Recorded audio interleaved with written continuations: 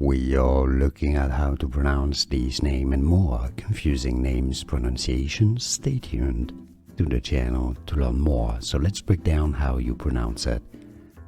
Gabrielle is generally how it's said. 3 syllables.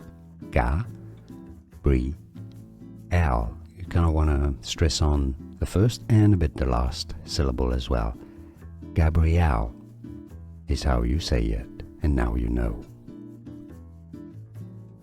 We are looking at how to pronounce these names and more confusing names pronunciations. Stay tuned to the channel to learn more. So let's break down how you pronounce it. Gabrielle is generally how it's said. 3 syllables.